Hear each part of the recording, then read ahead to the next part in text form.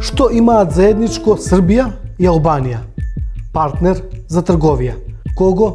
Па ни помалку ни повеќе, туку Израел. Сега може би ви е веќе и јасно зошто пред неколку дена израелскиот председател Исак Херцог ја посети првин Србија, каде Александар Вучич се потруди израелскиот председател да се чувствува како своје куќе. А потоа и Албанија, каде срдечно го пречака Еди Рама.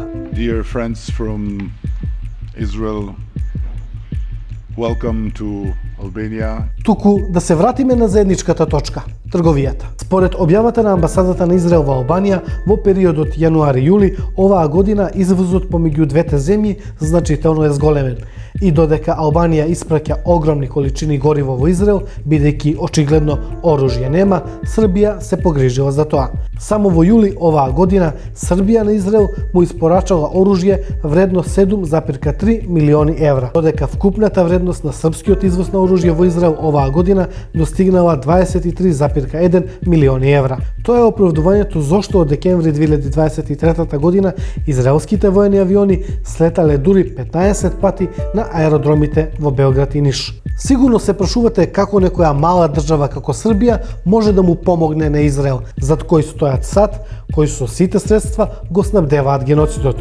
Но нека не вемам и големината на Србија, бидејќи според статистиката на израелскиот вестник Харец, Србија е на врвот на листата на земјите од кои летаат израелските авиони. И покрај продолжувањето на воената соработка, Србија го угости израелскиот председател Херцог во полн сјај. Мислим да е од изузетног значаја за Србију да учи од Израела.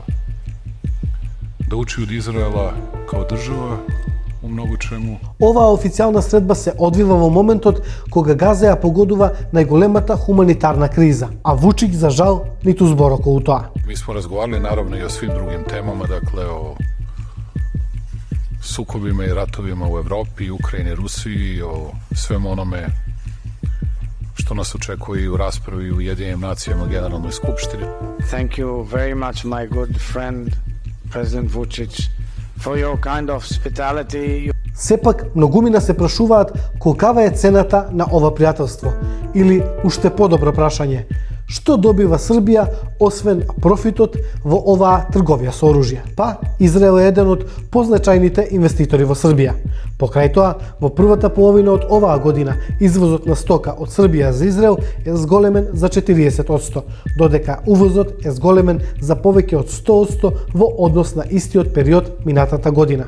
А тука е и меѓународната соработка. Ja sam iskazao i zahvalnost zbog činjenice da Izrael nije podržao rezoluciju protiv Srbije nedavno u Generalnoj skupštini Ujedinjenih nacija, što je za nas bilo od izuzetnog značaja.